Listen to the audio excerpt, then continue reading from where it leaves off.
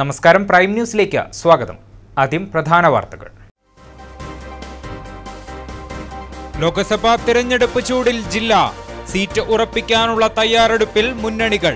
ജില്ലയിൽ LDFന് അനുകൂല രാഷ്ട്രീയ സാഹചര്യമെന്ന LDF സ്ഥാനാർത്ഥി PP സുനീർ.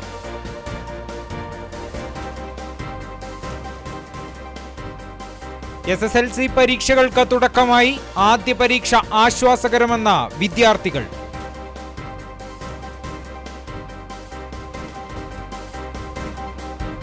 പച്ചക്കറിക്ക് പൊള്ളും വില. ഒരാഴ്ചക്കിടെ 50% വില വർദ്ധിച്ചു. കർണാടകയിലെ കാലാവസ്ഥാ വ്യതിയാനവും ഉൽപ്പന്നങ്ങളുടെ കുറവും തിരിച്ചടിയായി.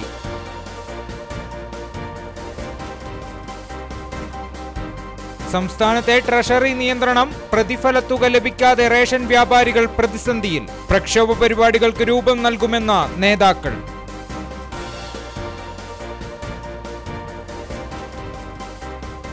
ബൈക്കിൽ നിന്നും തെറിച്ചു വീണ 4.5 വയസ്സുകാരൻ ലോറിയിടിച്ച് മരിച്ചു. മരിച്ചത് വൈത്തിരി സ്വദേശി പുല്ലത്ത് റാഫിയുടെ മകൻ റാസി മുഹമ്മദ്. അപകടമുണ്ടായത് ബന്ധുവിനോടൊപ്പം ബൈക്കിൽ വരുന്നതിനിടെ.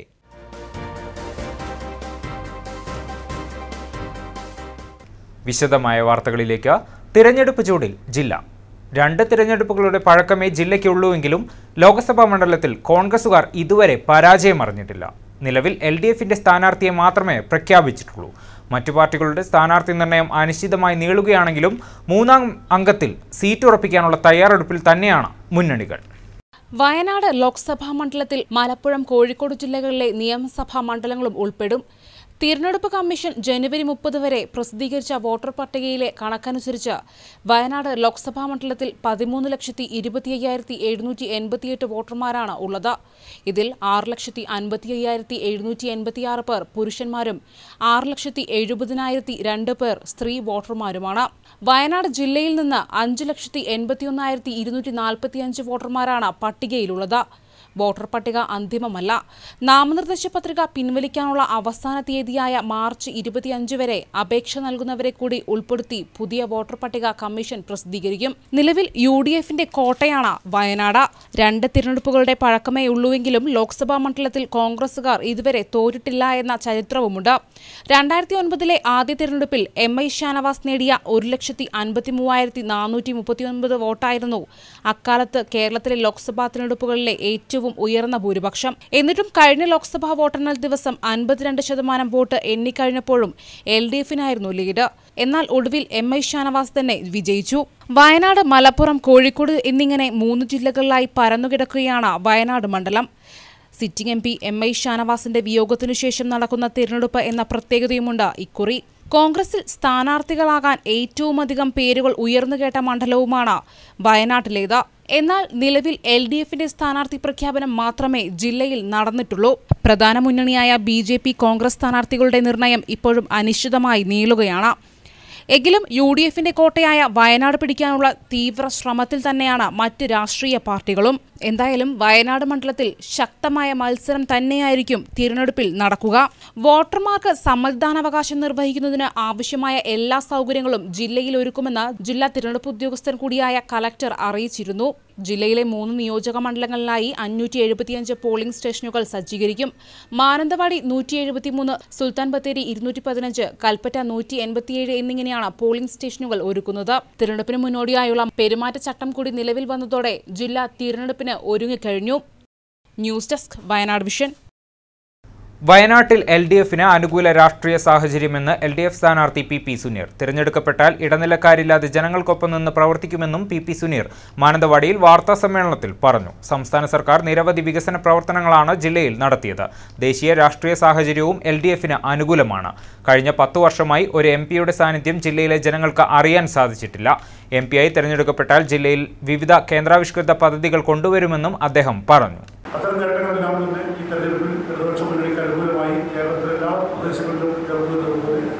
വയനാട് മണ്ഡലത്തിലും ഉണ്ടാകുമെന്നാണ് ഞാൻ പ്രതീക്ഷിക്കുന്നത്.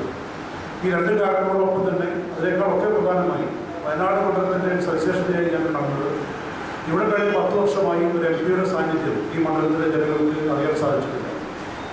ഞാൻ നേരിട്ട് കാണുന്ന അല്ലെങ്കിൽ ഫോണിൽ സംസാരിക്കുന്ന ആളുകളിൽ ഏതാണ്ട് 99% ആളുകളാണ് ആദ്യം പറയുന്ന ഒരു ആശയവും അല്ലെങ്കിൽ ഒരു അഭിപ്രായം അവർക്കൊരു MP എന്താണ് എന്ന് അറിയാൻ സാധിച്ചിട്ടില്ല എന്നുള്ളതാണ്. ഞാൻ മരിച്ചുപോയ ഒരു വ്യക്തിയെക്കുറിച്ച് വ്യക്തിപരമായ ഒരു പരാമർശത്തിനും മുതിർന്നില്ല. അത് രാഷ്ട്രീയ സംസ്കാരത്തിനും താല്പര്യത്തെ കുറിച്ചതല്ല എന്നുള്ളതുകൊണ്ട് അദ്ദേഹത്തിൻ്റെ പേര് തെരഞ്ഞെടുപ്പ് ഘട്ടത്തിൽ എവിടെയും ഉയർത്തിക്കൊണ്ടുവരണമെന്ന് സ്ഥാനാർത്ഥി എന്ന നിലയിലും ഇടതുപക്ഷ മുന്നണി എന്ന നിലയിലും ഞങ്ങൾ തീരുമാനിച്ചിട്ടില്ല. LDF ലോക്സഭാ സ്ഥാനാർത്ഥി ബത്തേരി മണ്ഡലത്തിൽ പര്യടനം ആരംഭിച്ചു.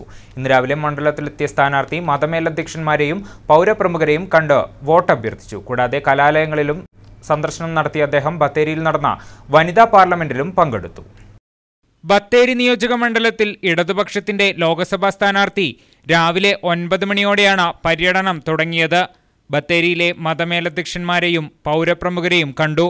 തുടർന്ന് ബത്തേരി ടൗൺ ഹാളിൽ നടന്ന മഹിളാ അസോസിയേഷൻ വനിതാ പാർലമെന്റിലും അദ്ദേഹം പങ്കെടുത്തു. തെരഞ്ഞെടുപ്പ് വാഗ്ദാനങ്ങൾ പാലിക്കാത്ത പാർട്ടിയാണ് രാജ്യം ഭരിക്കുന്നതെന്ന് സുനീർ പറഞ്ഞു. ഈ രാജ്യത്ത് കഴിഞ്ഞ 5 വർഷം മുമ്പ് തെരഞ്ഞെടുപ്പിലൂടെ അധികാരത്തിൽ വന്നൊരു ഗവൺമെൻറ് തെരഞ്ഞെടുപ്പ് സമയത്ത് നൽകിയ വാഗ്ദാനങ്ങൾ ഒന്നും തന്നെ പാലിക്കപ്പെടാൻ സാധിക്കാതെ ആ വിഷയങ്ങളെക്കുറിച്ച് അവർ തെരഞ്ഞെടുപ്പിൽ അവതരിപ്പിച്ച പ്രകടനപത്രികയെക്കുറിച്ച് ചർച്ച ചെയ്യാൻ പോലും സമയം മെനക്കെടുത്താതെ കേവല ജാതി മത വർഗീയ സംഘർഷങ്ങൾ ഉണ്ടാക്കാനും ആചാരങ്ങളുടെയും വിശ്വാസങ്ങളുടെയും പേരിൽ ആളുകളെ തമ്മിൽ ഭിന്നിപ്പിക്കാനും അതിലൂടെ രാഷ്ട്രീയ ഭരണാധികാരത്തിലേക്ക് കടന്നു വരാനുമാണ് ഇപ്പോൾ പരിശ്രമിച്ചുകൊണ്ടിരിക്കുന്നത്. സംസ്ഥാന സർക്കാരിന്റെ ഭരണ നേട്ടങ്ങൾ LDF സ്ഥാനാർത്ഥികൾക്ക് ഗുണകരമാകുമെന്നും അദ്ദേഹം പറഞ്ഞു. പാർലമെന്റ് തെരഞ്ഞെടുപ്പ് എന്നുള്ളതുകൊണ്ട് തന്നെ ദേശീയ രാഷ്ട്രീയത്തിലെ സാഹചര്യങ്ങളാണ്. ആദ്യ BJP ഗവൺമെൻറ്റിനെ പുറത്താക്കാൻ, വാജ്പേയി ഗവൺമെൻറ്റിനെ പുറത്താക്കാൻ 2004 ഇടതുപക്ഷത്തിൻ്റെ MP-മാരെയാണ് കേരളത്തിൽ നിന്ന് ജനങ്ങൾ ചുമതലപ്പെടുത്തിയത്. 18 സീറ്റെന്ന് വെച്ചേക്കുന്നത്. അതിനേക്കാൾ മോശപ്പെട്ട രണ്ടാം BJP ഗവൺമെൻറ്റാണ് ഇപ്പോൾ രാജ്യം ഭരിക്കുന്നത്. അതുകൊണ്ട് തന്നെ 20 MP-മാരെയും കേരളത്തിൽ നിന്ന് ഇടതുപക്ഷത്തിൻ്റെ MP-മാരെ ജയിപ്പിച്ചയക്കുക എന്നുള്ളതാണ് ദേശീയ രാഷ്ട്രീയത്തിലെ ഏറ്റവും പ്രധാനപ്പെട്ട ഉത്തരവാദിത്വം. കേരളത്തിൽ ഇടതുപക്ഷ ജനാധിപത്യ മുന്നണി ഗവൺമെൻറ്റിൻ്റെ 3 വർഷക്കാലത്തെ വികസന ജനക്ഷേമ പ്രവർത്തനം എല്ലാ മേഖലയിലും ഓരോ പഞ്ചായത്തിലും ഈ ഗവൺമെൻറ് മാറ്റം ഉണ്ടാക്കിയിട്ടുണ്ട്. എല്ലാ വിഭാഗം ആളുകളെയും ഈ ഗവൺമെൻറ് പരിഗണിച്ചിട്ടുണ്ട്. അതെല്ലാം തന്നെ ഈ തെരഞ്ഞെടുപ്പിൽ വോട്ടായി മാറുമെന്നാണ് ഉദ്ദേശിച്ചത്. ഈ രണ്ട് സാഹചര്യങ്ങളോടൊപ്പം പരിശോധിക്കുന്നതോടൊപ്പം വയനാട് പാർലമെന്റ് മണ്ഡലത്തിലെ ഏറ്റവും പ്രധാനപ്പെട്ട വിഷയം ഇവിടെ ഒരു MP-യുടെ സാന്നിധ്യം കഴിഞ്ഞ 10 വർഷക്കാലമായി ഇവിടുത്തെ വോട്ടർമാർക്ക് എന്താണെന്ന് അറിയാനുള്ള അവസരമുണ്ടായി. പിന്നീട് മേഖലയിലെ കലാലയങ്ങളും സന്ദർശിച്ചു. പുൽപ്പള്ളി മേഖലയിലും പര്യടനം നടത്തിയാണ് സ്ഥാനാർത്ഥി മടങ്ങിയത്. ഇദ്ദേഹത്തോടൊപ്പം PR Jayaprakash, PM Joy, K Sasankan, advocate Geevarghese, CK Sahadevan, TP Suresh എന്നിവരുമുണ്ടായിരുന്നു. അബു താഹിർ, വയനാട് വിഷൻ, ബത്തേരി. SSLC പരീക്ഷയ്ക്ക് ഇന്ന് തുടക്കമായി. 89 സെന്ററുകളിലായി 12,149 വിദ്യാർത്ഥികളാണ് ജില്ലയിൽ പരീക്ഷ എഴുതുന്നത്. ആദ്യ പരീക്ഷയായ മലയാളം മധുരമെന്ന് വിദ്യാർത്ഥികൾ. ഇന്നുച്ചയ്ക്ക് 1:30 വിദ്യാർത്ഥികൾ ആദ്യ പരീക്ഷയ്ക്ക് ഹാളുകളിലെത്തി. കൂൾ ഓഫ് ടൈമിനു ശേഷമാണ് വിദ്യാർത്ഥികൾ ആദ്യ ദിനത്തെ മലയാള പരീക്ഷ എഴുതിയത്. സർക്കാർ വിദ്യാലയങ്ങളിൽ നിന്ന് ഇത്തവണ 6,967 വിദ്യാർത്ഥികളാണ് ജില്ലയിൽ പരീക്ഷ എഴുതിയത്. കുറ്റമറ്റ രീതിയിൽ പരീക്ഷ നടത്താനുള്ള എല്ലാ ഒരുക്കങ്ങളും വിദ്യാഭ്യാസ വകുപ്പ് സ്വീകരിച്ചിരുന്നു. അടിപൊളിയായിരുന്നു, എല്ലാം എഴുതാൻ പറ്റി. നല്ല എളുപ്പമായിരുന്നു എക്സാം ഒക്കെ. പിന്നെ എല്ലാം നല്ല എളുപ്പമായിരുന്നു. പിന്നെ സമയം ഉണ്ടായിരുന്നു എഴുതാനൊക്കെ. ആദ്യ ദിനത്തിലെ ഭാഷാ പരീക്ഷ വിദ്യാർത്ഥികൾക്ക് ആഹ്ലാദകരമായിരുന്നു. ഈ മാസം 28-നാണ് പരീക്ഷ അവസാനിക്കുക. കഴിഞ്ഞ വർഷം 12,108 വിദ്യാർത്ഥികളാണ് പരീക്ഷ എഴുതിയതെങ്കിൽ ഈ വർഷം 12,149 വിദ്യാർത്ഥികൾ ജില്ലയിൽ SSLC പൊതുപരീക്ഷ എഴുതും. വയനാട് വിഷൻ, ചീരാൽ.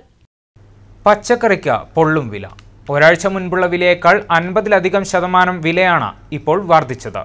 കർണാടകയിലെ കാലാവസ്ഥാ വ്യതിയാനവും ഉൽപാദനക്കുറവും കാരണം തമിഴ്നാട്ടിൽ നിന്നും പച്ചക്കറി ഇറക്കുമതി ചെയ്യേണ്ടി വരുന്നതാണ് വിലവർദ്ധനവിന് കാരണമായി പറയുന്നത്. ഉപഭോക്താക്കൾ ഏറ്റവും അധികം ഉപയോഗിക്കുന്ന തക്കാളി, പച്ചമുളക് അടക്കമുള്ള പച്ചക്കറികൾക്കാണ് വില കൂടിയത്. ദിവസങ്ങൾക്ക് മുൻപ് വരെ 30 രൂപ വിലയുണ്ടായിരുന്ന പച്ചമുളകിന് ഇന്നലെ 60 രൂപയാണ് വില. 12 രൂപ വിലയുണ്ടായിരുന്ന തക്കാളിക്ക് 20 രൂപയായും ക്യാരറ്റിന് 22 രൂപയുള്ളത് 40 രൂപയായും വർദ്ധിച്ചു. ഏറ്റവും കൂടുതൽ വില വർദ്ധിച്ചത് ചെറുനാരങ്ങയ്ക്കാണ്. 40 രൂപ ഉണ്ടായിരുന്നത് 100 രൂപയാണ് ഉയർന്നത്. 20 രൂപ ഉണ്ടായിരുന്ന വെണ്ടയ്ക്ക് 50 രൂപയും 20 രൂപ വിലയുള്ള ബീട്രൂട്ടിന് 30 രൂപയും 20 രൂപയുള്ള ബീൻസിന് 40 രൂപയായും വില ഉയർന്നു. ക്യാബേജിന് 10 രൂപയുള്ളത് 20 രൂപയും 10 രൂപ വിലയുള്ള കക്കരിക്ക് 30 രൂപയും 40 രൂപ വിലയുള്ള കൂർക്കലിന് 55 രൂപയും പയറിന് 20 രൂപ വിലയുണ്ടായിരുന്നത് 40 രൂപയുമായാണ് വില ഉയർന്നത്. പച്ചക്കറി വില വൻതോതിൽ ഉയർന്നതോടെ ഇതിനെ മാത്രം ആശ്രയിക്കുന്നവർ ദുരിതത്തിലായി. കർണാടകയിൽ കാലാവസ്ഥയിലുണ്ടായ വ്യതിയാനവും ഉൽപാദനക്കുറവുമാണ് പച്ചക്കറിക്ക് വൻതോതിൽ വില വർദ്ധിക്കാനിടയാക്കിയത്. വയനാട് അടക്കമുള്ള ജില്ലകളിലേക്ക് കർണാടകയിൽ നിന്നാണ് ഭൂരിഭാഗം പച്ചക്കറി ഉൽപ്പന്നങ്ങളും വന്നുകൊണ്ടിരിക്കുന്നത്. അവിടെ പച്ചക്കറി ഉൽപാദനം കുറഞ്ഞതോടെ തമിഴ്നാട്ടിൽ നിന്നും പച്ചക്കറി വരുന്നതിനാലാണ് വില വർദ്ധിക്കാൻ കാരണമായതെന്ന് വ്യാപാരികൾ പറയുന്നു. കൂടുന്നുണ്ട് കുറയുന്നുണ്ട്. അതിപ്പോൾ കർണാടകയിൽ നിന്ന് വരുന്നതിൻ്റെ പ്രശ്നമായിരിക്കും. അവിടുന്ന് വരുമ്പോൾ കുറവാണ്, അതുകൊണ്ട് വില കൂടുകയാണ്. അതിനൊക്കെ ഇപ്പോൾ കൂടിയിട്ടുള്ളത് ഇപ്പോൾ പച്ചമുളക്, തക്കാളി, ചെറുനാരങ്ങ കൂടുന്നുണ്ട്. ഷമീർ, വയനാട് വിഷൻ, മാനന്തവാടി. സംസ്ഥാനത്ത് ട്രഷറി നിയന്ത്രണത്തെ തുടർന്ന് റേഷൻ വ്യാപാരികൾക്ക് ലഭിക്കാനുള്ള പാക്കേജ് പ്രതിഫല തുക 3 മാസക്കാലമായി കുടിശ്ശികയായിരിക്കുകയാണെന്ന് Kerala state retail ration dealers association Mananthavady taluk committee ഭാരവാഹികൾ വാർത്താസമ്മേളനത്തിൽ പറഞ്ഞു. പ്രതിഫലം മുടങ്ങിയതിനെ തുടർന്ന് റേഷൻ വ്യാപാരികൾ വൻ സാമ്പത്തിക പ്രതിസന്ധിയിലും കടക്കെണിയിലുമാണ്. ഭക്ഷ്യവകുപ്പുമായും ധനകാര്യ വകുപ്പുമായും നിരന്തരം ആവശ്യപ്പെട്ടെങ്കിലും പ്രതിഫലം ഉണ്ടായില്ല. കടയടപ്പ് സമരം ഉൾപ്പെടെയുള്ള പ്രക്ഷോഭ പരിപാടികൾക്ക് രൂപം നൽകുമെന്നും ഭാരവാഹികൾ പറഞ്ഞു. വൈത്തിരി, ബത്തേരി താലൂക്കുകളിലെ വ്യാപാരികളെ സഹായിക്കുന്ന അധികൃതർ മാനന്തവാടി താലൂക്കിലെ വ്യാപാരികളോട് കടുത്ത അവഗണനയാണ് കാണിക്കുന്നതെന്നും നേതാക്കൾ ആരോപിച്ചു. റേഷൻ വ്യാപാരികൾക്ക് കമ്മീഷൻ ലഭിക്കാത്തൊരു സ്ഥിതിയാണ്. കമ്മീഷനല്ല, നമ്മളെ ഇപ്പോൾ വേതനമായിട്ടാണ്. ആ വേതന പാക്കേജ് ജനുവരിയിൽ അനുവദിച്ചെങ്കിലും ജനുവരി മുതൽ നമുക്കിങ്ങോട്ടേക്ക് ഇതുവരെ ആ വേതന പാക്കേജ് ഇവിടെ അനുവദിച്ച് കിട്ടിയിട്ടില്ല. വളരെയധികം കഷ്ടപ്പാടിലാണ് റേഷൻ വ്യാപാരികൾ ഇപ്പോൾ ഉള്ളത്.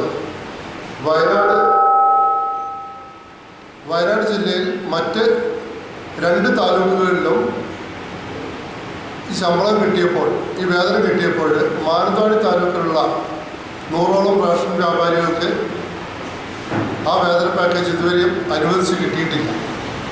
ബൈക്കിൽ നിന്നും തെറിച്ചു വീണ 4.5 വയസ്സുകാരൻ ലോറിയിടിച്ച് മരിച്ചു. Vythiri HIM UP school LKG വിദ്യാർത്ഥിയും പുല്ലത്ത് റാഫിയുടെയും തസ്രുബയുടെയും മകനുമായ റാസി മുഹമ്മദ് ഹംസയാണ് മരിച്ചത്. സ്കൂൾ വിട്ട് പിതൃസഹോദരന്റെ ബൈക്കിൽ വീട്ടിലേക്ക് വരുമ്പോഴാണ് ദേശീയപാതയിൽ വെച്ച് അപകടമുണ്ടായത്. വീഴ്ചയിൽ കാര്യമായ പരിക്ക് പറ്റിയിരുന്നില്ലെങ്കിലും പിന്നാലെ വന്ന ലോറി കുട്ടിയുടെ ദേഹത്ത് കയറിയാണ് ദാരുണാന്ത്യം സംഭവിച്ചത്. കുട്ടിയെ ഉടൻ കൽപ്പറ്റയിലെ സ്വകാര്യ ആശുപത്രിയിൽ എത്തിച്ചെങ്കിലും രക്ഷിക്കാനായില്ല. മൃതദേഹം പോസ്റ്റ്മോർട്ടത്തിനായി വൈത്തിരി താലൂക്ക് ആശുപത്രിയിലേക്ക് കൊണ്ടുപോയി. യുവതിയെ ഭർതൃഗൃഹത്തിൽ തൂങ്ങി മരിച്ച നിലയിൽ കണ്ടെത്തി. പുൽപ്പള്ളി താന്നിത്തെരുവ് വേളൂക്കര എൽദോയുടെ ഭാര്യ അനുവിനെയാണ് ഇന്ന് 12 മണിയോടെ ഭർത്താവിന്റെ വീട്ടിൽ തൂങ്ങി മരിച്ച നിലയിൽ കണ്ടെത്തിയത്. ആത്മഹത്യയാണെന്ന് കരുതുന്നു. പോലീസ് സ്ഥലത്തെത്തി നടപടികൾ സ്വീകരിച്ചു. മൂപ്പേനാട് തിനപുരത്ത് ഫർണിച്ചർ നിർമ്മാണ യൂണിറ്റ് കത്തിനശിച്ചു. 8 ലക്ഷം രൂപ വിലമതിക്കുന്ന മര ഉരുപ്പടികളും മെഷീനറികളുമാണ് കത്തിനശിച്ചത്. നല്ലന്തൂർ സ്വദേശി പാറത്തോട് വീട്ടിൽ നാഗേഷിന്റെ ഉടമസ്ഥതയിലുള്ള ഫർണിച്ചർ നിർമ്മാണ യൂണിറ്റാണ് ചൊവ്വാഴ്ച അർദ്ധരാത്രിയിൽ കത്തിനശിച്ചത്. ചൊവ്വാഴ്ച രാത്രി 8 മണിയോടെ നാഗേഷ് തന്റെ സ്ഥാപനം അടച്ച് വീട്ടിലേക്ക് മടങ്ങിയിരുന്നു. രാത്രി 12 മണിയോടെയാണ് അയൽവാസിയായ കൈതവളപ്പിൽ ഉണ്ണീൻ സ്ഥാപനം കത്തുന്നത് കണ്ടത്. ഉടൻ മറ്റ് അയൽവാസികളെ അറിയിക്കുകയും കൽപ്പറ്റ ഫയർഫോഴ്സിനെ വിവരമറിയിക്കുകയും ചെയ്തു. അവർ സ്ഥലത്തെത്തി രാത്രി 1 മണിയോടെയാണ് തീ അണച്ചതെന്നും ഉണ്ണീൻ പറഞ്ഞു. അപ്പോൾ നമ്മളെ മോനെ അതിൻ്റെ ഡോറിൻ്റെ അകത്തുനിന്ന് കാണുക തീ പാളുന്നത്. അങ്ങനെ ഞാൻ പുറത്തിറങ്ങി അവിടുന്ന് വന്ന് അടുത്ത വീടിനേട്ടനെ വിളിച്ച് അവിടെ ഒരാളെ വിളിച്ച് പിന്നെ അപ്പോഴത്തേക്കൊക്കെ ആളുകളെല്ലാം പാഞ്ഞു വന്ന് പിന്നെ ഫയർ ഫോഴ്സിന് ഫോൺ ചെയ്ത് അവർ വന്ന് കാര്യങ്ങളൊക്കെ പിന്നെ 12-1 മണിയാകുമ്പോഴത്തേക്ക് ഏകദേശം കാര്യങ്ങളൊക്കെ തീയൊക്കെ ഒതുങ്ങി. നമ്മളെ ഇതിലേക്ക് തീ അങ്ങോട്ട് പാളുകയായിരുന്നു. പ്ലെയിനർ, ഡ്രില്ലർ അടക്കമുള്ള നിരവധി മെഷീനറികളും മോട്ടോറുകളും കട്ടിലുകൾ അടക്കമുള്ള ഫർണിച്ചറുകൾ, ഒരു സ്കൂട്ടർ എന്നിവയും മര ഉരുപ്പടികളുമെല്ലാം കത്തിനശിച്ചു. ഗർഭിണിയായ ഭാര്യയും ഒരു കുട്ടിയുമടങ്ങുന്ന തൻ്റെ കുടുംബത്തിൻ്റെ ഏക വരുമാന മാർഗമാണ് കത്തിച്ചാമ്പലായതെന്ന് സ്ഥാപനത്തിൻ്റെ ഉടമ നാഗേഷ് പറഞ്ഞു. നമ്മളിപ്പോൾ സാധാരണ പണി എടുത്തിട്ട് 8 മണി കഴിഞ്ഞാൽ ചിലപ്പോൾ നമ്മൾ 11 മണി 12 മണി വരെയൊക്കെ പണിയെടുക്കും. നമ്മൾ ഇന്നലെ 8 മണിയാകുമ്പോഴത്തേക്ക് പണി നിർത്തി വീട്ടിൽ പോയതാണ്. പിന്നെ നമ്മൾ ഉറങ്ങേണ്ട ശേഷമാണ് ആൾക്കാരിങ്ങനെ കോൾ വിളിക്കുമ്പോഴാണ് നമ്മൾ ഇവിടെ വന്ന് നോക്കുന്നത്. അപ്പോൾ ആകുമ്പോൾ എല്ലാം കത്തി പിടിച്ച് തീയൊക്കെ ഇതായി. അപ്പം മൊത്തത്തിൽ ഇപ്പോൾ പല ആൾക്കാരുടെ മരങ്ങളും എല്ലാം ഉണ്ട് ഇവിടെ. ഇതിലിപ്പോൾ ആകെയുള്ള വരുമാനമായിരുന്നു ഇത്. പിന്നെ സ്വന്തമായിട്ട് വീടുമില്ല. അപ്പോൾ ഇതിൽ കിട്ടുന്നതാണ് നമ്മൾ. എനിക്കൊക്കെ കല്യാണം കഴിച്ചിട്ടൊരു കുട്ടിയുണ്ട്. പെണ്ണുങ്ങളാണെങ്കിൽ ഗർഭിണിയാണ്. അപ്പോൾ കഷ്ടപ്പാട് തന്നെയാണ്. ഇൻഷൂർ വരെ നമ്മൾ എടുത്തിട്ടില്ല. അരപ്പറ്റ സ്വദേശിയുടെ കെട്ടിടം വാടകയ്ക്കെടുത്താണ് നാഗേഷ് സ്ഥാപനം നടത്തി വന്നത്. തീപിടുത്തത്തിൻ്റെ കാരണം അറിവായിട്ടില്ല. അലക്ഷ്യമായി സിഗരറ്റ് കുറ്റി ആരോ വലിച്ചെറിഞ്ഞതോ അല്ലെങ്കിൽ സാമൂഹ്യ വിരുദ്ധർ ബോധപൂർവം തീയിട്ടതോ ആണെന്ന് സംശയിക്കുന്നു. മേപ്പാടി പോലീസിൽ പരാതി നൽകിയിട്ടുണ്ടെന്നും നാഗേഷ് പറഞ്ഞു. വയനാട് വിഷൻ, മേപ്പാടി. പ്രളയത്തിൽ തകർന്ന സ്കൂൾ പുനർനിർമ്മിക്കാൻ നടപടിയില്ല. പൊഴുതന പഞ്ചായത്ത് 13-ാം വാർഡ് മുസ്ലിം ലീഗ് കമ്മിറ്റിയുടെ നേതൃത്വത്തിൽ പൊഴുതന ഗ്രാമപഞ്ചായത്തിൽ ധർണ നടത്തി. പ്രളയത്തിൽ തകർന്ന കുറിച്യാർമല GLP സ്കൂൾ പുനർനിർമ്മാണത്തിനായി പലതവണ ജനപ്രതിനിധികളോടും പഞ്ചായത്ത് അധികൃതരോടും അപേക്ഷിച്ചിട്ടും നടപടിയുണ്ടാകാത്തതിൽ പ്രതിഷേധിച്ചാണ് ധർണ നടത്തിയത്. പഞ്ചായത്ത് മുസ്ലിം ലീഗ് പ്രസിഡന്റ് ഖാദിരി നാസർ ധർണ ഉദ്ഘാടനം ചെയ്തു. മുഹമ്മദ് സി മമ്മി തുടങ്ങിയവർ സംസാരിച്ചു. പ്രളയത്തിൽ കൃഷിനാശം സംഭവിച്ച കർഷകർക്ക് ആനുകൂല്യങ്ങൾ നിഷേധിച്ചതായി പരാതി. പ്രതിഷേധവുമായി തൊണ്ടനാട് പഞ്ചായത്തിലെ വഞ്ഞോട്, പുതുശ്ശേരി, കുഞ്ഞോം, പാലേരി പ്രദേശങ്ങളിലെ കർഷകർ നഷ്ടപരിഹാരത്തിനായി കൃഷിഭവനിൽ അപേക്ഷ നൽകിയെങ്കിലും നാമമാത്രമായി തുകയാണ് അനുവദിച്ചത്. അതോടൊപ്പം കൃഷിനാശം സംഭവിക്കാത്തവർക്ക് ആനുകൂല്യങ്ങൾ നൽകിയതായും ആക്ഷേപമുണ്ട്. കൃഷിഭവനിലെ ചില ഉദ്യോഗസ്ഥരാണ് ആനുകൂല്യങ്ങൾ നിഷേധിക്കുന്നതിനും അഴിമതി നടത്തുന്നതിനും കൂട്ടുനിൽക്കുന്നതെന്ന് കർഷകർ പറയുന്നു. 2018 ഞാൻ 3 ഏക്കർ സ്ഥലത്ത് നെൽകൃഷി ചെയ്തിരുന്നു. അതിന് സബ്സിഡിക്ക് വേണ്ടിയിട്ട് കൃഷിഭവനിൽ അപേക്ഷ കൊടുക്കുകയും ബന്ധപ്പെട്ട ഉദ്യോഗസ്ഥന്മാർ വന്ന് സ്ഥലത്ത് പരിശോധിച്ച് ഇപ്പോൾ അവർ 3 ഏക്കറിന് പകരം 3/4 ഏക്കറാണ് എനിക്ക് സബ്സിഡി അനുവദിച്ചിരിക്കുന്നത്. ഇത് കാലാകാലങ്ങളായി ഇവിടെ നടന്നുകൊണ്ടിരിക്കുന്ന ഒരു തട്ടിപ്പാണ്.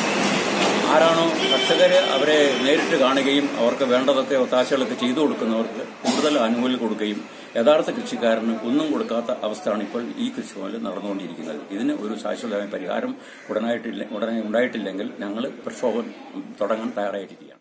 നഷ്ടപരിഹാര തുകയുടെ കാര്യത്തിൽ ക്രമക്കേടുണ്ടെന്ന സംശയത്തെ തുടർന്ന് ഏതാനും ബില്ലുകൾ പഞ്ചായത്ത് പ്രസിഡന്റ് സൂക്ഷ്മ പരിശോധന നടത്തുകയും ക്രമക്കേട് ബോധ്യപ്പെട്ടതിനാൽ അനുവദിച്ച തുക വെട്ടിക്കുറയ്ക്കുകയും ക്രമക്കേട് നടത്തിയ ഉദ്യോഗസ്ഥർക്കെതിരെ നടപടിക്ക് ശുപാർശ ചെയ്തിട്ടുമുണ്ട്. കൃഷിഭവനിലെ കഴിഞ്ഞ കാലവർഷക്കെടുതിയുമായി ബന്ധപ്പെട്ട് നാശനഷ്ടമുണ്ടായ വിഷയത്തിൽ കർഷകരുമായി ബന്ധപ്പെട്ട് വ്യാപകമായ ആക്ഷേപം ഉയർന്നു വന്നിട്ടുണ്ട്. തൊണ്ടനാട് പഞ്ചായത്തിലെ ഒരു കൃഷി അസിസ്റ്റന്റ് ശ്രീ പ്രദീപനുമായി ബന്ധപ്പെട്ടാണ് കൂടുതൽ പരാതികൾ വന്നിട്ടുള്ളത്. ഈ വിഷയത്തെ സംബന്ധിച്ച് നേരത്തെ തന്നെ ഞാൻ അന്വേഷിച്ചിരുന്നു. ഈ വിഷയത്തിൽ ഗവൺമെന്റിലേക്ക് ശ്രദ്ധപ്പെടുത്തിയിട്ടുണ്ട്. ഗവൺമെന്റ് ഒരു അന്വേഷണം പ്രഖ്യാപിച്ചിട്ടുണ്ട്. അത് അതിന്റെ വഴിക്ക് നടക്കുന്നുണ്ട്. ഇപ്പോഴാണ് പുതിയ കുറേ വിഷയങ്ങൾ ഉയർന്നു വന്നിട്ടുള്ളത്.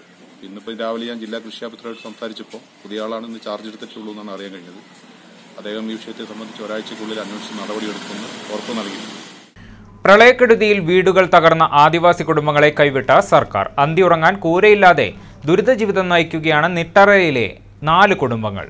പ്രളയ ദുരിതാശ്വാസമായി പ്രഖ്യാപിച്ച 10,000 രൂപ പോലും മിക്ക കുടുംബങ്ങൾക്കും ലഭിച്ചിട്ടില്ല. തിരുനെല്ലി നിട്ടറയിലെ 4 ആദിവാസി കുടുംബങ്ങളാണ് ദുരിതം അനുഭവിക്കുന്നത്. പ്രളയത്തിൽ കോളനിയിലെ 5 വീടുകൾ പൂർണ്ണമായും മണ്ണിടിഞ്ഞ് തകർന്നു. 10ഓളം വീടുകൾ ഭാഗികമായും തകർന്ന് താമസയോഗ്യമല്ലാതായി. സർക്കാർ 1000 ദിനാഘോഷങ്ങൾ ആഘോഷപൂർവ്വം നടത്തുമ്പോൾ ദുരിതം പേറുന്ന നിരവധി കുടുംബങ്ങളാണ് ഇവിടെയുള്ളത്. അതിൽ ഞങ്ങൾക്ക് വീടും സ്ഥലവും കണ്ടെത്തിയിട്ട് എത്രയും പെട്ടെന്ന് ഞങ്ങൾക്ക് കയറി താമസിക്കാനുള്ള വീട് സൗകര്യം ഞങ്ങൾക്ക് ഉണ്ടാക്കി തരണം. ഇപ്പോൾ താമസിക്കുന്ന വീടിൻ്റെ അവസ്ഥ ഇനിയിപ്പോൾ അടുത്ത ഒരു 2-3 മഴ പെയ്താൽ താമസിക്കുന്ന വീട് നിരങ്ങിപ്പോവും. അതിനുള്ള വഴി ഉണ്ട്, നമ്മൾ കൺമുന്നിൽ തന്നെ കാണുന്നുണ്ട്. സ്ഥലം കണ്ടെത്തുന്നതിനോ വീടുകൾ അനുവദിക്കാനോ ട്രൈബൽ വകുപ്പോ ബന്ധപ്പെട്ട അധികൃതരോ തയ്യാറാകുന്നില്ലെന്നാണ് കോളനിക്കാരുടെ പരാതി. പ്രളയ ദുരിതാശ്വാസമായ 10,000 രൂപ തന്നെ ചിലർക്ക് ലഭിച്ചിട്ടുമില്ല. കുടുംബങ്ങളുടെ പുനരധിവാസം അടക്കമുള്ള പദ്ധതിയും വീട് നിർമ്മാണവുമെല്ലാം അട്ടിമറിക്കപ്പെടുന്നതായും ആക്ഷേപമുയർന്നുണ്ട്. പട്ടികവർഗ കുടുംബങ്ങൾക്ക് പ്രത്യേക ഫണ്ട് അനുവദിച്ചിട്ടുണ്ടെങ്കിലും അവ പൂർത്തിയാക്കുന്നില്ലെന്നാണ് പരാതി. വയനാട് വിഷൻ, കാട്ടിക്കുളം. കേന്ദ്രം ഭരിക്കുന്ന BJP സ്ത്രീകൾക്കൊപ്പമല്ലെന്നും അംബാനിക്കൊപ്പമാണെന്നും മഹിളാ അസോസിയേഷൻ സംസ്ഥാന കമ്മിറ്റി അംഗം PP ദിവ്യ. മുതലാളിമാർക്കും കോർപ്പറേറ്റുകൾക്കും വേണ്ടിയാണ് BJP ഭരിക്കുന്നതെന്നും PP ദിവ്യ പറഞ്ഞു. ബത്തേരി ടൗൺ ഹാളിൽ സംഘടിപ്പിച്ച നിയോജകമണ്ഡലം വനിതാ പാർലമെന്റിൽ സംസാരിക്കുകയായിരുന്നു അവർ. സ്ത്രീകളുടെയും കുട്ടികളുടെയും സംരക്ഷണം തങ്ങളുടെ അജണ്ടയല്ലെന്ന് പ്രഖ്യാപിച്ചവരാണ് ഇവരെന്നും PP ദിവ്യ ആരോപിച്ചു. ചടങ്ങിൽ മഹിളാ അസോസിയേഷൻ ജില്ലാ പ്രസിഡന്റ് രുക്മിണി സുബ്രഹ്മണ്യൻ അധ്യക്ഷയായിരുന്നു. ബീന വിജയൻ, NP കുഞ്ഞുമോൾ, ലതാ ശശി തുടങ്ങിയവർ സംസാരിച്ചു. മെയ് 1 മുതൽ 5 വരെ ബത്തേരി സെന്റ് മേരീസ് കോളേജിൽ നടക്കുന്ന കാലിക്കറ്റ് യൂണിവേഴ്സിറ്റി ഇന്റർ സോൺ കലോത്സവം സംഘാടക സമിതി രൂപീകരിച്ചു. കോളേജിൽ നടന്ന സംഘാടക സമിതി യോഗം സർവകലാശാല സെനറ്റ് മെമ്പർ KS ഹരിശങ്കർ ഉദ്ഘാടനം ചെയ്തു. അക്ഷയ് റോയ് അധ്യക്ഷനായിരുന്നു. PR ജയപ്രകാശ് ചെയർമാനായും ജോബിൻസൺ ജെയിംസ് കൺവീനറുമായി 501 അംഗ സംഘാടക സമിതിയും രൂപീകരിച്ചു. 5 ജില്ലകളിൽ നിന്നും ലക്ഷദ്വീപിൽ നിന്നുമായി 10,000-ഓളം കലാപ്രതിഭകളാണ് കലോത്സവത്തിൽ മാറ്റുരയ്ക്കുന്നത്. മേപ്പാടി KB ജംഗ്ഷന് സമീപത്തെ ഓട്ടോ സ്റ്റാൻഡിൽ പ്ലാസ്റ്റിക് മാലിന്യം കത്തിക്കുന്നതിന് എതിരെ പരാതിയുമായി ഓട്ടോ ഡ്രൈവർമാർ രംഗത്ത്. പ്ലാസ്റ്റിക് മാലിന്യം കൂട്ടിയിട്ട് കത്തിക്കുന്നത് ആരോഗ്യ പ്രശ്നങ്ങൾ ഉണ്ടാക്കുമെന്നും പഞ്ചായത്ത് അധികൃതർക്കും പോലീസിലും പരാതി നൽകിയിട്ടും നടപടി സ്വീകരിക്കുന്നില്ലെന്നും ഡ്രൈവർമാർ. ഹോട്ടലുകളിൽ ഭക്ഷണം പാകം ചെയ്യാൻ ഉപയോഗിക്കുന്ന വെളിച്ചെണ്ണ, പാമോലിൻ എന്നിവയുടെ ഒഴിഞ്ഞ പ്ലാസ്റ്റിക് കവറുകൾ, പാലിൻ്റെ കവറുകൾ, മറ്റ് പ്ലാസ്റ്റിക് മാലിന്യങ്ങൾ, കടലാസുകൾ എന്നിവയൊക്കെയാണ് ഓട്ടോ സ്റ്റാൻഡിലിട്ട് രാത്രികാലങ്ങളിൽ കത്തിക്കുന്നത്. പകൽ ഇതിൻ്റെ ചാരം കാറ്റിൽ പറന്ന് ഡ്രൈവർമാർക്കും പൊതുജനങ്ങൾക്കും ശല്യമായി തീരുന്നുവെന്നാണ് പരാതി ഉയരുന്നത്. ഇന്ന് രാവിലെ പോകുമ്പോൾ കഴിഞ്ഞാഴ്ച നിർത്തി എസ്ഐക്ക് കാണിച്ചു കൊടുത്തു. രണ്ടാമത് ഞങ്ങൾ സ്റ്റേഷനിൽ പോയി ഞങ്ങൾ ആശുപത്രിക്ക്. അപ്പോൾ ഉച്ചൻ്റെ മുമ്പ് വന്നിട്ട് ഞങ്ങളിതൊക്കെ തീർച്ചയാകാമെന്ന് പറഞ്ഞു. ഇതുവരെ എല്ലാ ദിവസവും ഇതന്നെയാണ്. ഞങ്ങൾ രാവിലെ വന്നു കഴിഞ്ഞാൽ വൈകുന്നേരം വരെ ഞങ്ങൾ ഇവിടെ വന്നിട്ട് ഇത് കൊടുത്തുകൊണ്ടിരിക്കുകയാണ്. അപ്പോൾ ബുദ്ധിമുട്ടിച്ച് വണ്ടി വെക്കാൻ കണ്ടില്ലേ. പിന്നെ ഇത് ഡെയിലി ഇതിവിടെ കൊണ്ടുവരുമ്പോൾ നമ്മൾ വണ്ടി സ്റ്റാർട്ടാക്കുമ്പോൾ ഇത് ആറി പോവുക. അപ്പോൾ ജനങ്ങൾക്ക് ബുദ്ധിമുട്ടാണ്, നമുക്ക് ബുദ്ധിമുട്ടാണ്. കത്തിയതിൻ്റെ അവശിഷ്ടങ്ങളും ചാരവുമെല്ലാം ഓട്ടോകൾ നിർത്തിയിടുന്ന ഭാഗത്താണ് കൂടിക്കിടക്കുന്നത്. മാലിന്യങ്ങൾ റോഡിൽ കൂട്ടിയിട്ട് കത്തിക്കുന്നത് ഗുരുതരമായ ആരോഗ്യ പ്രശ്നങ്ങൾക്ക് കാരണമാകുമെന്നതിനാൽ ഗൗരവമുള്ള കുറ്റമായിട്ടാണ് കണക്കാക്കപ്പെടുന്നത്. ഇത് നിയമം മൂലം നിരോധിച്ചിട്ടുള്ളതുമാണ്. ഗ്രാമപഞ്ചായത്ത്, പോലീസ് അധികൃതരോട് പരാതിപ്പെട്ടിട്ടും ഒരു നടപടിയും സ്വീകരിക്കാൻ അവർ തയ്യാറാകുന്നില്ലെന്നും ഓട്ടോ ഡ്രൈവർമാർക്ക് ആക്ഷേപമുണ്ട്. CK ചന്ദ്രൻ, വയനാട് വിഷൻ, മേപ്പാടി.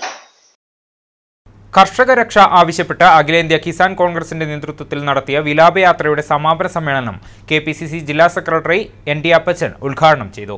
പാർലമെന്റ് തെരഞ്ഞെടുപ്പ് പടിവാതിലിൽ എത്തി നിൽക്കുന്ന സാഹചര്യത്തിൽ അവതരിപ്പിച്ച ബജറ്റിൽ കർഷകർക്ക് അനുകൂലമായ പദ്ധതികൾ ആവിഷ്കരിക്കുമെന്ന് പ്രതീക്ഷിച്ചു. എന്നാൽ അത് കാറ്റിൽ പറത്തിക്കൊണ്ടുള്ള പ്രവണതയാണ് ഉണ്ടായത്. സർഫാസി നിയമപ്രകാരം ജപ്തി നോട്ടീസ് എത്തുന്നത് കർഷകരെ ആത്മഹത്യയിലേക്ക് നയിക്കുന്നുവെന്നും അദ്ദേഹം പറഞ്ഞു. കർഷക കോൺഗ്രസ് ജില്ലാ പ്രസിഡന്റ് അഡ്വക്കേറ്റ് ജോഷി സിറിയക് അധ്യക്ഷത വഹിച്ചു. വലിയ കാർഷിക തകർച്ച കഴിഞ്ഞ 2-3 വർഷമായി നമ്മൾ തുടർച്ചയായി ഇവിടെ അനുഭവിച്ചുകൊണ്ടിരിക്കുക. ഇന്ത്യ രാജ്യം ഭരിക്കുന്ന BJPയുടെ നേതാവ് പ്രധാനമന്ത്രി നരേന്ദ്രമോദി 2014 തിരഞ്ഞെടുപ്പ് കാലത്ത് കൃഷിക്കാർക്ക് നൽകിയ വാഗ്ദാനങ്ങൾ, ആ വാഗ്ദാനങ്ങൾ ഒന്നുപോലും പാലിക്കപ്പെടാതെ ഈ രാജ്യത്തിന്റെ നട്ടെല്ലായ കർഷകരെ പൂർണ്ണമായി അവഗണിച്ചുകൊണ്ട് രാജ്യത്തെ കോർപ്പറേറ്റുകളെ സംരക്ഷിച്ചുകൊണ്ട് മുന്നോട്ട് പോകുന്നു. കേരള സീനിയർ സിറ്റിസൺ ഫോറം 22ാമത് വയനാട് ജില്ലാ സമ്മേളനം മീനങ്ങാടി പഞ്ചായത്ത് കമ്മ്യൂണിറ്റി ഹാളിൽ വെച്ച് നടത്തി. IC ബാലകൃഷ്ണൻ MLA പരിപാടി ഉദ്ഘാടനം ചെയ്തു. കേരള സീനിയർ സിറ്റിസൺ ഫോറം ജില്ലാ പ്രസിഡന്റ് KV മാത്യു അധ്യക്ഷത വഹിച്ചു. Kerala state service pensioners union 27ാമത് ജില്ലാ സമ്മേളനം മാർച്ച് 15-16 തീയതികളിൽ മാനന്തവാടിയിൽ വെച്ച് നടത്തുമെന്ന് ഭാരവാഹികൾ വാർത്താസമ്മേളനത്തിൽ അറിയിച്ചു. ആദ്യ ദിവസം ഓഫീസേഴ്സ് ക്ലബ്ബ് പരിസരത്ത് ആരംഭിക്കുന്ന പ്രകടനം സമ്മേളന നഗരിയായ മുനിസിപ്പൽ ടൗൺ ഹാളിൽ സമാപിക്കും. തുടർന്ന് നടക്കുന്ന സമ്മേളനം OR കേളു MLA ഉദ്ഘാടനം ചെയ്യും. കേരള സാഹിത്യ അക്കാദമി അവാർഡ് നേടിയ മംഗലശ്ശേരി മാധവൻ, ഡെറാഡൂണിൽ നിന്ന് നടന്ന നാഷണൽ മാസ്റ്റേഴ്സ് ഗെയിംസിൽ സ്വർണ്ണ മെഡൽ നേടിയ MF ഫ്രാൻസിസ് എന്നീ പെൻഷൻകാരെ ചടങ്ങിൽ ആദരിക്കുമെന്നും ഭാരവാഹികൾ അറിയിച്ചു. പെൻഷനുകളുടെ ഏറ്റവും വലിയ സംഘടനയാണ് Kerala state service pensioners union. 1992 ഈ സംഘടന രൂപപ്പെട്ടത്. ഈ സംഘടനയുടെ 27ാം ജില്ലാ സമ്മേളനവും മാനന്തവാടിയിലേക്ക് മാർച്ച് 15-16 തീയതി സമ്മേളനത്തിൻ്റെ വിജയകരമായ നടത്തിപ്പിന് വേണ്ടി ഇവിടെ യുവതായുടെ 2015 മുതൽ പൈങ്ങാട്ടേരി ശ്രീ രാജരാജേശ്വരി ക്ഷേത്രത്തിൽ ക്ഷേത്ര ഭക്തജന സമിതി നടത്തിവരുന്ന സംഗീതോത്സവം ഈ വർഷം മുതൽ വൈകരി സംഗീതോത്സവം എന്ന പേരിൽ നടത്തുമെന്ന് സംഘാടകർ വാർത്താസമ്മേളനത്തിൽ അറിയിച്ചു. പൈങ്ങാട്ടേരി ഗ്രാമത്തിൽ നിന്നും ജില്ലയുടെ പല ഭാഗങ്ങളിൽ നിന്നും എത്തി നിരവധി പേർ സംഗീതം അഭ്യസിച്ചിരുന്നു. മാർച്ച് 29 വൈകുന്നേരം 7 മണിക്ക് പ്രശസ്ത സംഗീതജ്ഞനും തൃപ്പൂണിത്തുറ RLV സംഗീത കോളേജ് പ്രിൻസിപ്പളുമായിരുന്ന കോട്ടയം താമരക്കാട് ഗോവിന്ദൻ നമ്പൂതിരി പരിപാടി ഉദ്ഘാടനം ചെയ്യും. പ്രശസ്ത സംഗീതജ്ഞർ പങ്കെടുക്കും. സംഗീതോത്സവത്തിൽ പങ്കെടുക്കാൻ ആഗ്രഹിക്കുന്നവർ മുൻകൂട്ടി അപേക്ഷ സമർപ്പിച്ച് പേര് രജിസ്റ്റർ ചെയ്യണമെന്നും ഭാരവാഹികൾ അറിയിച്ചു.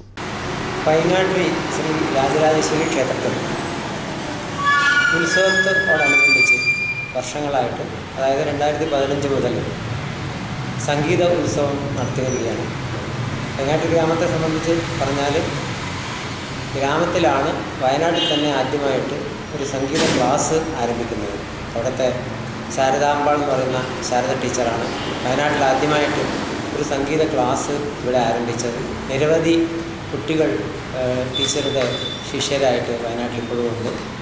ഈ സംഗീത പാരമ്പര്യം കാത്തു സൂക്ഷിക്കുന്നതിന് വേണ്ടിയിട്ടാണ് ഇവിടെ സംഗീതോത്സവം ആരംഭിച്ചത്. ഈ വർഷം മുതൽ ഈ സംഗീതോത്സവം വൈഖരി സംഗീതോത്സവം എന്ന പേരിൽ ജില്ലയിലെ തന്നെ വലിയൊരു ഉത്സവമായിട്ട് മാറ്റാനുള്ള ശ്രമത്തിലാണ്.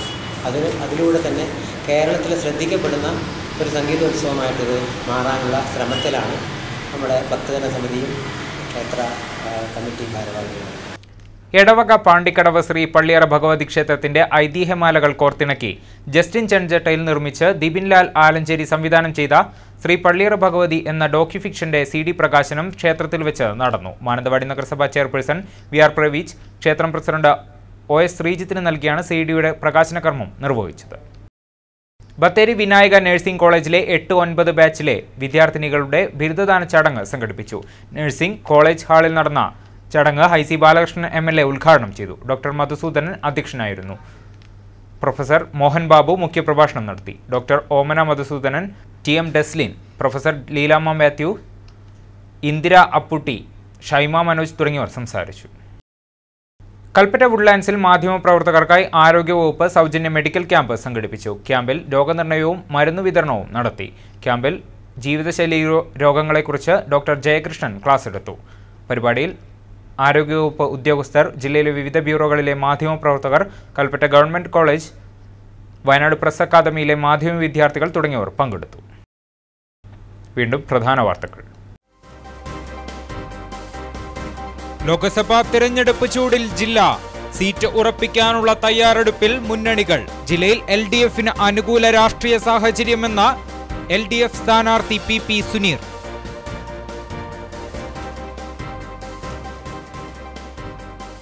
SSLC പരീക്ഷകൾക്ക് തുടക്കമായി.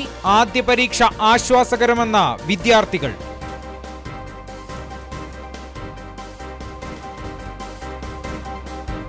പച്ചക്കറിക്ക് പൊള്ളും വില. ഒരാഴ്ചക്കിടെ 50% വില വർദ്ധിച്ചു. കർണാടകയിലെ കാലാവസ്ഥാ വ്യതിയാനവും ഉൽപ്പന്നങ്ങളുടെ കുറവും തിരിച്ചടിയായി.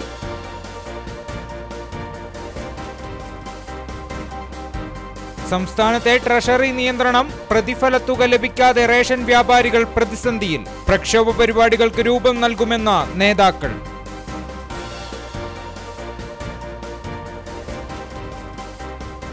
ബൈക്കിൽ നിന്നും തെറിച്ചു വീണ 4.5 വയസ്സുകാരൻ ലോറിയിടിച്ച് മരിച്ചു. മരിച്ചത് വൈത്തിരി സ്വദേശി പുല്ലത്ത് റാഫിയുടെ മകൻ റാസി മുഹമ്മദ്.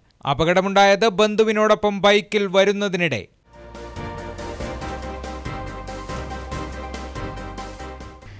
ഇതോടെ വാർത്താ ബുള്ളറ്റിൻ പൂർണ്ണമാകുന്നു. നമസ്കാരം.